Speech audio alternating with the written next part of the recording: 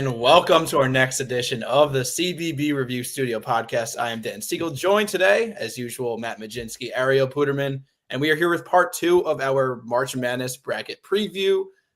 We did Auburn's region last time. We did the South. This time we are going to do Duke's region in the East. We will be previewing each game in the first round and then do like a little bracket simulation, which the three of us will vote on. But before we do that, real quick, Matt, a word from our sponsor. Are you a high school or college student athlete looking to take your brand to the next level? Want to maximize your potential both on and off the field? Introducing Glory to Glory Sports Agency, where we take our athletes from glory to glory. At Glory to Glory, they specialize in guiding top student athletes like you through the complexities of the new NIL landscape and the transfer portal, ensuring you have the support and resources you need to succeed. Why choose Glory to Glory? Because they believe in more than just athletic prowess. They focus on your academics, personal and spiritual growth, financial and future opportunities. Their team of experts works tirelessly to craft a personalized plan that aligns with your goals, helping you shine in your sport and beyond. Whether you're looking for guidance on college recruitment, marketing your personal brand, or just need a trusted advisor by your side, Glory to Glory has got you covered. Ready to go from glory to glory? Join the Glory to Glory family today. Visit g2gsa.com or connect with them on Instagram at Glory to Glory Sports Agency to learn more and start your journey to greatness. All right, and now let's get started with our bracket. So we got the East region preview right here, and there we go. So first game, we're going to pick all the way through to the Final Four. So Duke versus the winner of American Mount St. Mary's. We don't have to talk about Duke as much now because we'll talk about them down the line. But real quickly, I'm picking Duke. Matt? Yeah, we don't need to spend any more time on this. Duke is going through. Yep, flag or not, it's Duke here. Yeah, and we'll talk about that storyline as we go. But next game, Mississippi State, the 8 seed against the 9 seed Baylor. Now, I'll be real with you. Before the bracket was put out, I was wishing that these teams did not match up against each other because I really don't like either of these teams. And now exactly what I was going to say. Yeah, now one of these teams has to advance to the round of 32. But let's throw it to Matt first. Do you feel the same way as me? Do you like either of these? I'm going to be in Raleigh for the first round, and I am so happy that we got the night tickets because this is the afternoon game, and I did not want to go to this game whatsoever. Look, Mississippi State, I saw them last year. They haven't really changed. I mean, this is just one of the worst offensive teams in Power Conference to watch. We know what Josh Hubbard can do, but it's just tough watching Mississippi State on offense. Baylor, not much different, right? I know that a lot of people look at VJ Edgecombe as a star freshman, and he's obviously going to be a pretty high draft pick in the NBA. But when you look at both of these teams, a lot of losses, not a lot of star players to watch for, and it seems like it's a game where it's the first to 60. If I had to pick one, I've got to go with Scott Drew. He knows how to win in March. He's won a national championship. It's an 8-9 matchup. Neither team is going to have a real home crowd in Raleigh, right? Like, even for Mississippi State fans, it's still a little bit of a drive. So I feel like that'll side with Scott Drew at a true neutral site matchup. Something I found interesting just looking at this game earlier is that Baylor opened as the favorite, but Mississippi State's actually moved to the favorite according to most sports books. So it's an interesting little stat there. I trust Scott Drew as well. He's won the first game in his last 5 tournaments. Obviously, he's been a lot better in most seed-wise. He's usually not a 9 seed. He's usually closer to that 1, 2, 3 line. I still trust him, though. I think Cam Matthews is actually going to do a good job on VJ Edgecombe, so it comes down to everyone else. And I think Norchad Omier, he has that Final Four experience. They need Ojonwuna, who is out for the season, so that'll definitely hurt. But Mississippi State isn't really big, and they don't really dominate physically. I think Norchad Omier is good enough to get it done, and I think I have to go Baylor here. All right. It doesn't really matter what I go with because in our bracket simulation, the two of you voted Baylor, so we're going to go Baylor. I'll take Mississippi State. Baylor, I really don't like them. They're the worst paper tiger in the country. What does that mean? That is a Haslametric stat that basically says, do your best performances come against good teams, or do your best performances, are they inflated by your games against bad teams? For Baylor, it is so much in the direction of their best performances being inflated by bad teams. They are about as bad in paper tiger as Mississippi Valley State is in overall performance. So if you can contextualize that, that says a lot. I'm going to go Mississippi State, even though they can't shoot threes for the life of them. But in our bracket simulation, by a 2-vote majority, we will go Baylor. Let's move on to the 5-12. Oregon against Liberty. This is maybe my favorite first-round matchup, at least a top 2 first-round matchup in this region, in my opinion. Liberty's a really well-coached team. Richie McKay, coming from that Tony Bennett tree, of course. And he's able to do a lot of the things Bennett did well in the 2010s. And he kind of applies it to the modern game. You know, they play slow. They don't play that slow, though. They shoot a lot of threes. They play great defense. I looked at Oregon. Oregon struggled a bit to blow out some of their mid-majors in the non-conference. Liberty's not a team you want to mess with. That's the thing. And I think for that reason, Liberty wins this game. So I'm going Liberty to advance in another 5-12 upset. I think I had the 5-12 in the other region too. So, Ariel, I'll toss it to you for this if you want to take it. All right, yeah. I think teams that live and die by the 3 are always dangerous, and that's exactly what Liberty is. I believe they were 6th in the country or 5th in the country in 3-point percentage per game. They have just a ton of guys who can get hot. Oregon came into the Big Ten tournament on a 7-game win streak. They won their first game, then lost to Michigan State. Nate Biddle's been unbelievable down the stretch. They really missed him those last 2 years. He's been really hurt, but this year he's been really healthy. He's really figuring it out. And I trust Jackson Shellstad in big game situations. So I think this will be a popular 5-12 upset, but I like Oregon here. I think they'll win it. Well, I get to break the tie, and I hate to burst your bubble, Ariel. I'm going with Liberty here. I'm going with the upset. Look, you mentioned their 3-point shooting. We also have to look at a Liberty team that's allowing only about 63 points per game. And Hazelmetrics on Twitter brought up a good point, right? If you're looking for upset picks, you got to look at how these teams, the 12 to 13 seeds, did against good competition, right? Light competition. Well, you look at Liberty, they beat Kansas State at a neutral site. That beats a good competition. Yeah, right. They beat McNeese at a neutral site. They won at College of Charleston by 21. They have only 6 losses this season. All 6 losses are by 5 points or less. So this is a team, you look at St. John's, right? Everyone talks about St. John's being so close to being undefeated. This Liberty team is almost in that same bracket. Obviously, not the same when you look at the Big East against Liberty's conference, but I just look at the way they can shoot the ball, the way they can defend. If they can at least slow down Nate Biddle, because that's the concern. They don't really have anyone that can match up with him pound for pound. If they can slow him down, I like Liberty to slow this game down, to keep it in the high 60s, low 70s, and make some big shots down the stretch. Richie McKay, a great coach here. Give me the Flames. Next one, I'm going to throw it back to you, Matt. We got 4 Arizona against 13 Akron. Akron had Enrique Freeman last year. Everyone knew him, the big man who was just a dog on the inside. Now they're a different team. We talked about this in the conference tournament previews. They're an athletic team that shoots a lot of threes. So a little different of an Akron than we're used to last year. Do you think they have what it takes to beat Arizona? I do think they have what it takes. They can do anything well offensively, and I think this is a game where we're going to see teams in the 80s, maybe even the 90s for points, because Akron can really shoot the ball.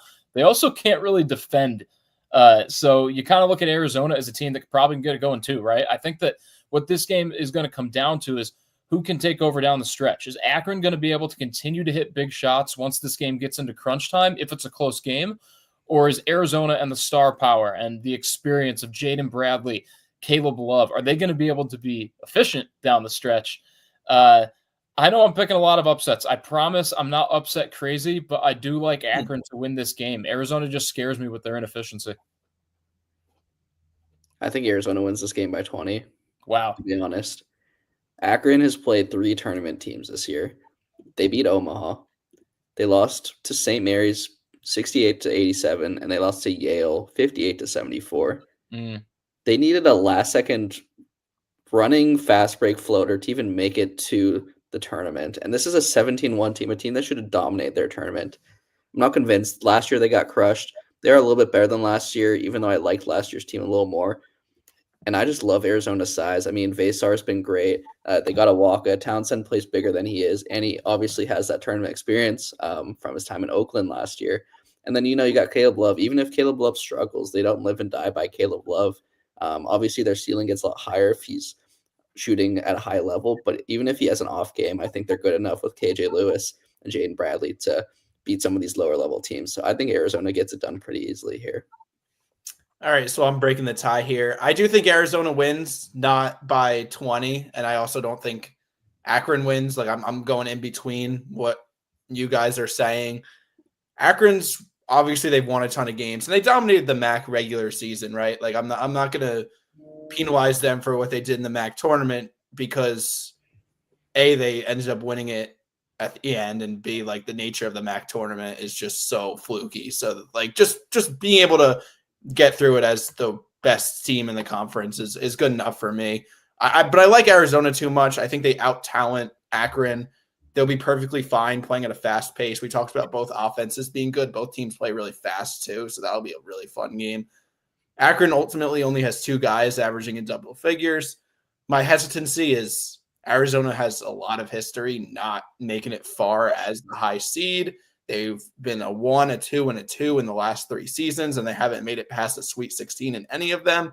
But I think they make it out of the round of 64 here. I think they win and beat Akron. So by a 2-over-1 vote, we have Akron going to the second round in our consensus against Liberty. So that's the top half of the region. Moving on to the bottom half, we got BYU, the 6th seed in the region, in the East region, and then we got 11 VCU. Ariel, you haven't gone first in a while, right? I'll take this one. First of all, I want to start by saying that VCU was the 6th seed in the East, and they played an A10 team as the 11th seed last year. So pretty crazy that back-to-back years they have the exact same situation. I don't know if you guys remember last year, they played an 11th seed Duquesne, team that no one really thought was going to be good, and they lost. They lost pretty easily. Obviously, much different situation this year, different coach. This game is in Denver, Colorado, so they have elevation to their advantage. And I think that's actually going to make a huge difference that I don't think people are really going to realize how much of a difference it'll make. This BYU team is cursed, though. They haven't won a tournament game since 2011, and they've made 5 tournaments since then. With that being said, I think the shooting is just too good. Richie Saunders has been really mature and improved over the last 10 games. I think they have the overall talent, and VCU is a really good team. I think they should have been in the at-large even if they didn't win the A10. Committee probably doesn't agree with me, but that's how good they are. I still think BYU is the better team here. I'm going very heavy Big 12. I'm a little biased, but I do think that this is the better team. Okay, I just picked 2 upsets. I promise I don't even view this as an upset because VCU is in a great conference, a great mid-major conference in the Atlantic 10, right? I know that the Atlantic 10 didn't get a lot of love this year, and rightfully so, but in the same respect, there are still good basketball teams in the Atlantic 10, right? Let's not think that this isn't a top 8 or 9 conference in college basketball. VCU really did well in this conference. They were the top team for most of the second half of this conference, and they won the conference tournament, right? So they backed it up in the end in tournament basketball. To me, the X factor is Max Shoga, right? I mean, he's a guy who can nail the 3. He can also get other guys going as well. He commands attention, but he isn't just going to live under the shadow, right? I mean, this is a guy who's going to be in the limelight. He's going to do it for VCU. Can his sidekick, Joe Bamisile, help him out? I think that's a crucial part of this game, right? I like VCU to win this game, and the reason is that both these teams are going to be able to score the ball offensively.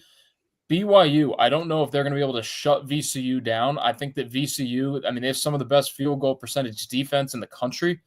So I like them to be able to shut BYU down in spots, right? I'm not saying BYU is going to be held to under 70 points, but I think that VCU can make this into a little bit of a scrappy fight and make some big shots down the stretch. Question for you, Dan, sorry, before you go. Are you picking VCU just so it looks like a better win for Seton Hall when VCU somehow lost to the worst team in Power 5 by a large margin? No, because we'll get to our UConn picks in a couple days. Oh boy, I can't wait for that. So I'm breaking a tie here again.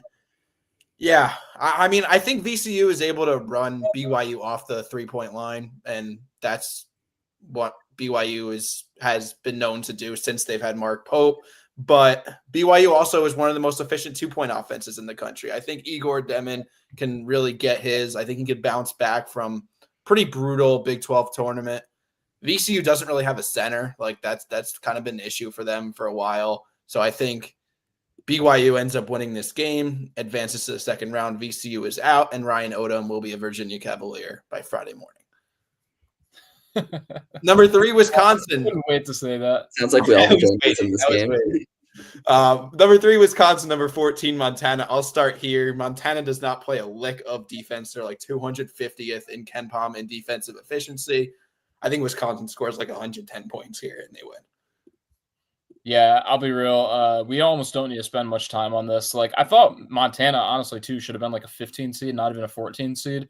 So I was talking with Ariel. Does that help them out a little bit, given they could play, quote unquote, easier team than a 2 seed? But this is one of the hottest teams in the country in Wisconsin. Obviously, they made their Big Ten run. Couldn't finish it off against Michigan. But I think what we saw for this Badgers team is a squad that can light it up, but if they have to, they can play defense. I don't know if it was just because it was 3 games in 3 days for them, and maybe both teams were a little bit tired just waiting for the selection show, but I think Wisconsin wins this game by a lot. The Big Sky's last tournament win, and I'm calling anything that's not a playing game, so round of 64 and on, was 2006, 19 years ago. I don't think this Montana team's good enough to break that streak, and I think this Wisconsin team's really good. John Tonje is an all-American level player. Greg Gard's probably one of the most underrated coaches in the country. I mean, if you looked at this team before the season and you told me they'd be a 3 seed, I would say they must have made an in-season trade for some all-American level player. I mean, the way he evaluates talent and just brings the best out of them is so impressive. I'm going to go the Badgers here as well. Number 7, St. Mary's. Number 10, Vanderbilt. Ariel. This is a tough one, but I'm going to trust the defense. St. Mary's only allows the 4th least amount of points per game. Vandy is 3-7 on the road. I think St. Mary's gets it done. I don't love this matchup. I think it's going to be a really boring and slow matchup. The only way I see Vandy win is if Tyler Nickel just pulls a Jack Golke and hits 10 threes, or Jason Edwards goes for 30. They need someone to have like a career day. But besides that, I think St. Mary's will play to their style. They've got experience, they've got talent, and I think they just get it done here. I agree. Vanderbilt, I feel like we just kind of everything rested on the laurels of a couple of big wins in SEC hoops. I'm not saying they're not a good team. I think, with AJ Hoggard and what they've got going on there, it's a better Vanderbilt team than we're used to. But I think that's part of the love of Vanderbilt this season, is that Vanderbilt for a long time has been near the bottom of the SEC. They finally put together an NCAA tournament team. You look at St. Mary's, you mentioned Ariel, the experience, Augustus Marcialonis, Mitchell Saxon, Harry Wessels, they were all on this team that won a tournament game 2 years ago. So not saying they know how to go on a deep run, but they know how to win a tournament game. And I think they're going to go in a little bit with some fire, right? I mean, they got upset last year by a really good Grand Canyon team. So I think St. Mary's is looking at this like, all right, we didn't win a game last year when we had a real good roster, real good team. How can we get back and make up for it this season? I don't really like St. Mary's this year. I'll be real. I know it doesn't matter. We're going to have St. Mary's as a consensus moving on to the second round. But I don't like them. I think the way to beat Vanderbilt is kind of just to light it up from 3. And if you can do that, then you'll have your way against them. I don't think St. Mary's could do that. They could. I don't think they are likely to do that. And Marcialonis, he's actually back-to-back West Coast Conference Player of the Year, so he's in pretty good company if you look at players that have won that award twice, which is crazy to say about somebody I feel like 98% of the country doesn't know exists. But I don't like the way St. Mary's profile is in the NCAA tournament. I don't think they're going to be able to grind out, wear down Vanderbilt to death like they did throughout West Coast Conference play. So I'll go a little bit against you guys. I'm going to go with Vanderbilt, but inevitably we'll have St. Mary's by a 2-over-1 vote. Yeah, one thing I'll add before you move on to the next round is Vandy played 2 teams in the KenPom top 10 defense this year, Tennessee and Texas A&M, and they beat both. So they have beat a team like St. Mary's before, and they're definitely capable of doing it again. There we go. That just adds to my argument. All right, number 2 and number 15, Alabama against Robert Morris. I think this is going to be the biggest blowout of the first round. For all the 4-13, 5-12, 6, those are good games, but the 3-14, 2-15, 1-16, I think those will all be absolute blowouts. Robert Morris, I love Robert Morris. I really hope that I bury my words because I think it'll be really cool for them to play well in this game and make it close. They play really, really hard. I think that's their biggest redeeming quality. Against Alabama, Alabama's going to wipe the floor with them, in my opinion. Ariel, over under 120 points for Alabama in this game. Gosh. I think Who if scores? they I'm going to if they don't rephrase the rest the question. starters, I think they'll get close. But man, I'll they'll hit rephrase the 100 for question. sure. All right, Alabama or Wisconsin, who scores more? Alabama. You think Alabama? Okay. Yeah, I got honestly Alabama. think they could come close to a tournament record for points scored. I'll be honest. Hey, Horizon won last year, and no one was expecting it. Right? Maybe Robert Morris has that magic with them, and we'll all be stunned. Yeah. Okay. So agreed there. All right, we got number 1 Duke against. We had Baylor, right? We had Baylor. Okay, so you guys know what I'm doing. I'm going Duke. I think Cooper Flag or no Cooper Flag, they're at least going to Sweet 16. Now the word on the street is Cooper Flag will be playing. We have no idea what percentage health-wise he is, but him playing is indicative that he is at least somewhat healthy because he's got an NBA career ahead of him. I don't think he's gonna play on one leg. You know what I'm saying? So either way, Baylor. I talked about the paper tiger factor and just how they never play up to good teams. Duke by 25. You can take this. Yeah, I agree. Last 3 tournaments, we talked about how Scott Drew always wins that first game, but they've been bounced in the second round the last 3 seasons since they won that national championship game. Flag or not, I think they're the better team here. I think Mlodzinski will absolutely bottle up Omier, and then after that, they're kind of just going to put their hands up. Cool rematch between Jeremy Roach and Duke, though, so that'll be a cool storyline, but that's really the only thing that Baylor is going for them in this game. Yeah, it's an awesome storyline, honestly, and he'll play his heart out. You know that he'll want to win this game, and I think it could be closer than people expect. Like, I'm not expecting a Duke 30 or even 20-point win, but it still seems like they can kind of extend this game in the second half, win by double digits, and not really have to worry about it too much. But, again, Baylor and Mississippi State can both play some defense. They can really make games scrappy. So don't be surprised if it's closer than expected, but it makes no sense to pick anyone other than Duke in this game. We have Liberty and we had Arizona. That is our next matchup in the second round. Matt.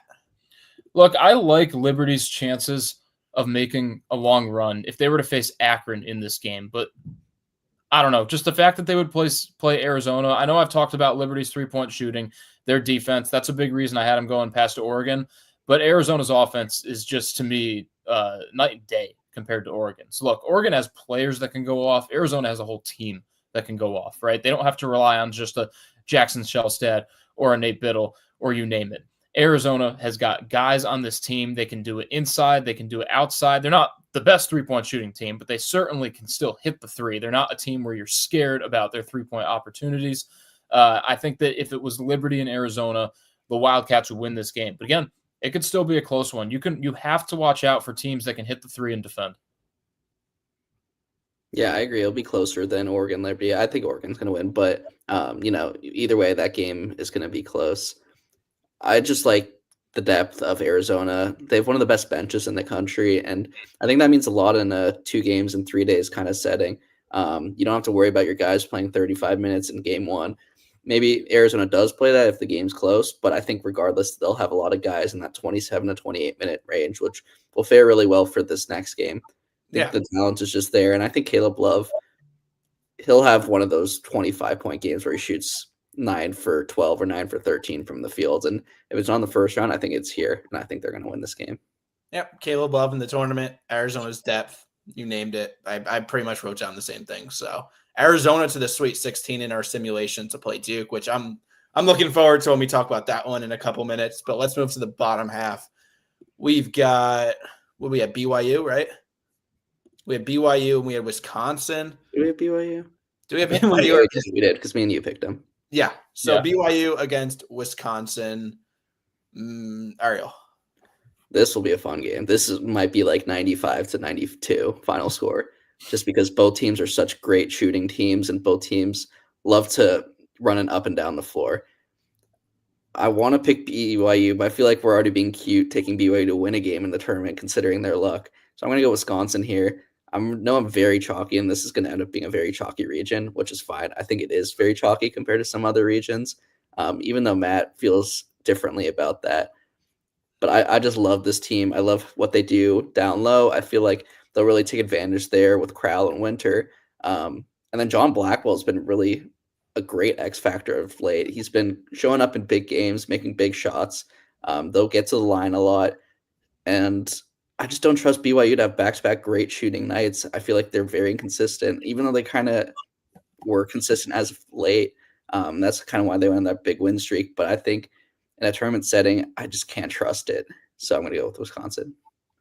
I look back to a game where Wisconsin had against Arizona when they beat them 103-88, and it just seems like if it gets in a high-scoring battle, is that the type of Wisconsin team we can see that just takes it to that next level, is able to really rise above. But then, look, you can look at the Marquette game where they lost 88-74. Differences to me, that's on the road. I don't think you can look at road games as much. I know it sounds silly, but neutral site is closer to home than it is road. Road environments are real difficult to play in. At least at a neutral site, you can kind of get the crowd on your side, especially in a game like this where no team is really going to have the crowd totally on their side. I believe Wisconsin would be closer to home if they did match up, though, so they'd probably have a pro-Wisconsin crowd. So I do like the Badgers to win this. But, again, another game where it could be high-scoring on both ends. Yep, Badgers across the board. Badgers to the Sweet 16. Just shout out to Wisconsin. Just another moment to acknowledge for those that are somewhat, new to the 2025 college basketball season. Like, this is not your older brother's Wisconsin team. Like, this is a team that could light up the scoreboard. John Tonji is incredible. They have bigs like they usually do, but they're a really high octane offensive team of Wisconsin, a Greg Gard Wisconsin that we are not used to. And I'm very much banking on them going to at least the Sweet 16. Then we had St. Mary's, which I didn't have. And then we had Alabama. I think Alabama could take care of St. Mary's. St. Mary's is a team, if you followed the West Coast Conference this year, they've had moments where at like the 9-minute mark where like the other team just wasn't allowed to score again. Like they just stopped scoring. Alabama has actually had a little bit more droughts than we would be accustomed to seeing from their offense. I still think when they're on in terms of like the short-term stretches of the game, they will just go on their runs. And for that reason, I think Alabama wins by like 8 to 10 points. This could be a trap game for Alabama, but I think they inevitably take care of it and move on to the Sweet 16 to play Wisconsin.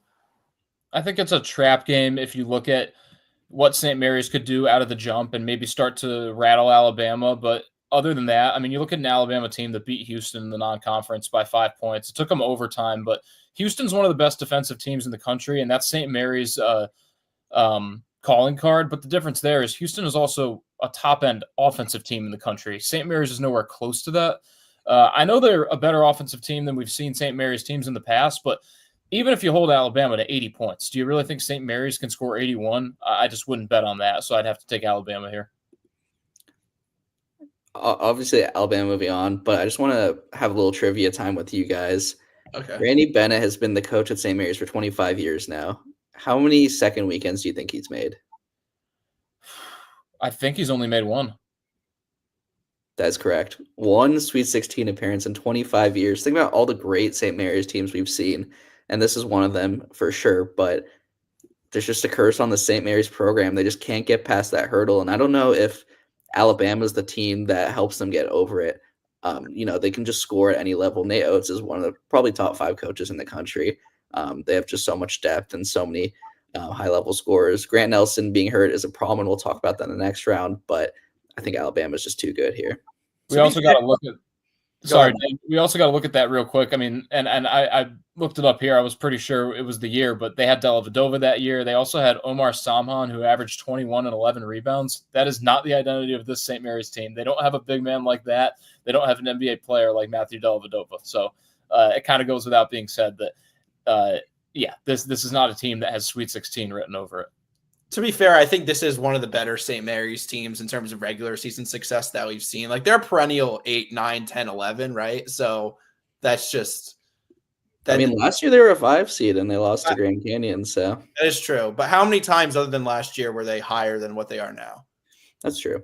I hope he breaks the streak because Randy Bennett's an awesome guy and a great coach. But yeah, I just don't think this. But he's also there's a reason he's still at St. Mary's. Like I don't know, maybe he'll be in this job cycle, but he's a perfect fit there. Same way. I'm glad the coaches in the West Coast Conference are staying at their schools. But anyway, that's a completely other topic of conversation. So we got their Sweet 16 matchups. We had Duke and we have Arizona. Oh boy, that's like prime time, must see television right there.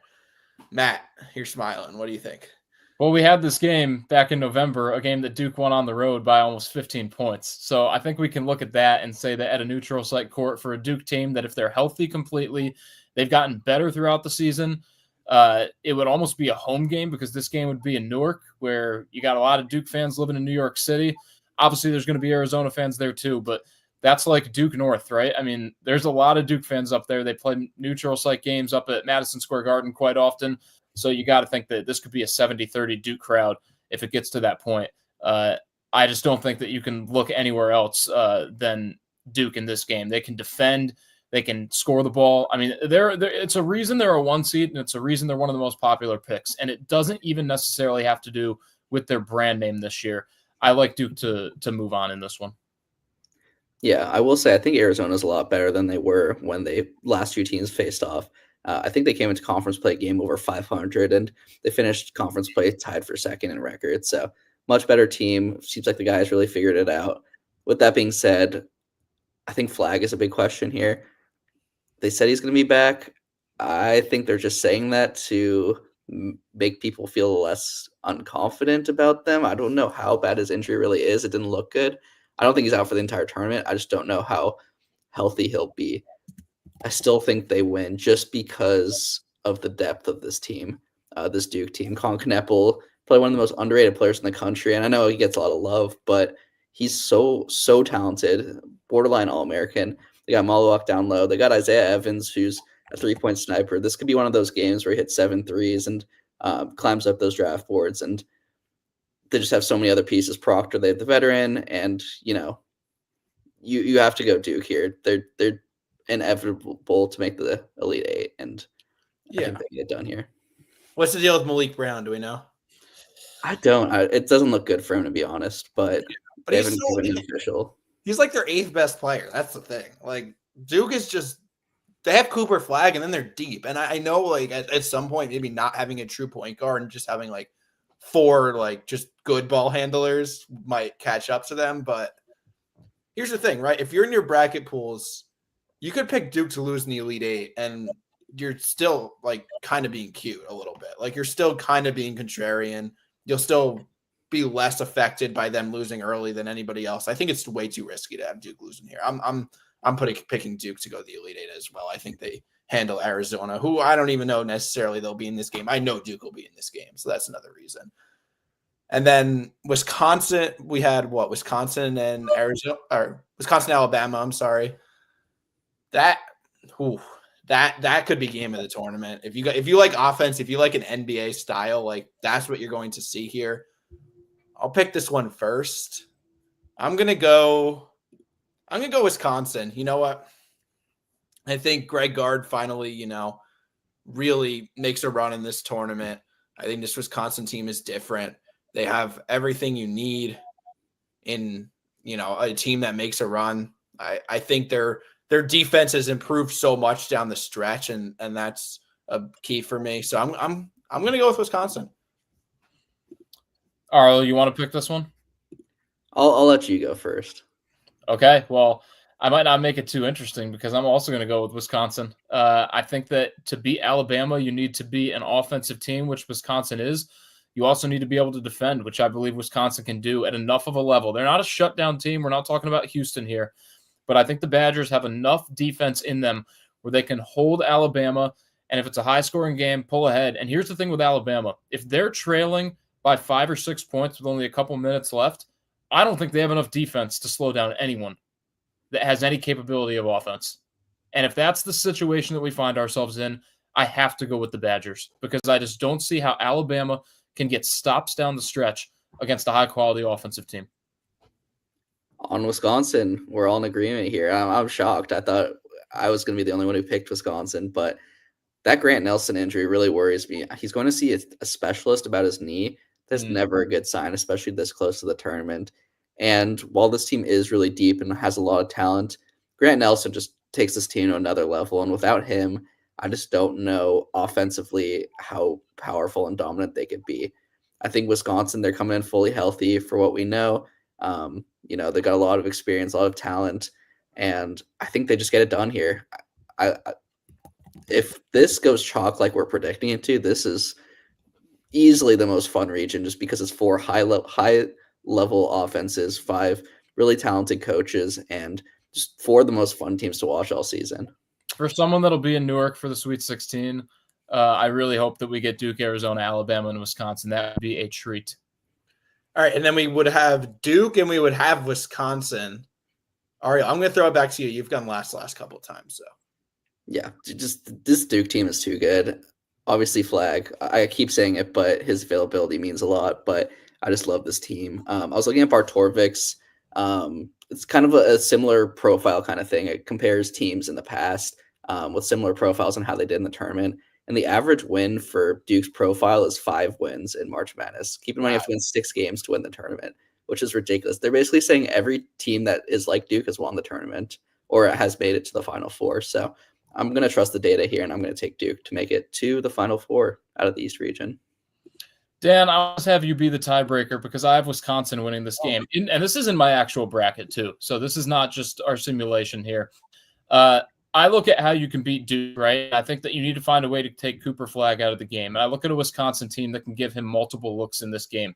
You could put Nolan Winter on him, right? You can have the forward match up with the forward and hope that his 2 extra inches of height can maybe slow down Cooper Flag if he drives inside. I think you could also put John Tanji on him, believe it or not, right? Like, he is a physical guard. Cooper Flag might have the height advantage on him, but can Tanji's physicality wear Cooper Flag out, right? We have to remember, this is a freshman we're talking about. Tanji is a senior. You can't let him get in foul trouble because if he gets in foul trouble, that can screw over Wisconsin. But if you give Cooper Flag multiple looks throughout this game, which I believe Wisconsin can, then I like the Badgers winning this game. Oh, boy. I was hoping I wouldn't have to break a tie because I'm so torn. One thing I'll add, rematch of 2015 national championship. So that's a cool little nugget 10 years later. What if I told you Frank Kaminsky comes out of retirement and plays in this game? Who would you pick? I think that would make my decision a lot easier. But you know what? Either way, I'm going to go against what happened in 2015, Wisconsin. You know what?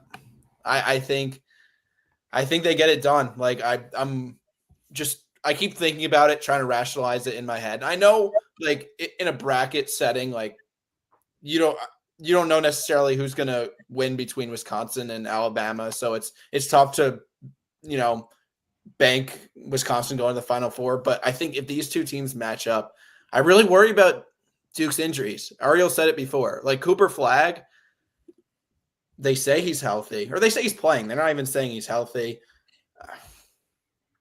To play at their highest level, I think Duke really needs to have Cooper Flag, be Cooper Flag. And man, not having a true point guard in March is a lot bigger of a deal than people realize. You need just a ball dominant player. Cooper Flag and a bunch of other guys in their team can handle the ball, but they're not point guards, right? They're like wing guards, combo guards, guys like that. Not necessarily true point guard type players. I'm picking Wisconsin to go to the Final Four, and I'm probably going to have chalk throughout the tournament. I had Auburn in my other region, but I need to go out on a limb and separate myself in something in my bracket pools, make myself so that if something happens, I'm going to be on top in terms of the points. And I think the best bet is Wisconsin to beat Duke. Love it. All right. Any other comments here? I mean, I'm happy with this because this pretty much shaked out to be the way that I picked this region, other than a couple first round upsets here. Look, I think that it is a pretty chalky bracket, but I think you can have fun with this bracket. Either way, if you're picking 12 seed to upset a 5 and 11 seed to upset a 6, it seems like this is the chalkiest, where seeds 1 through 4 just have a little bit of a level above seeds 5, 6, 7. That's the way that I look at it. You never know. It's March for a reason. All right, well, we have the West and the Midwest still to do. I am so looking forward to the West region. That is my favorite region. I think that is absolutely loaded with teams. So we'll have that one region each over the next couple of days. So be sure to tune into that. Appreciate you guys listening live or after the fact. Be sure to follow us on the socials. You can see that scrolling along the bottom of the screen. We're on everything, YouTube, streaming on Matt's Twitter. We're on Instagram as well. So be sure to check us out there. Once again, though, thanks for watching. Thanks for listening. Happy March and take care.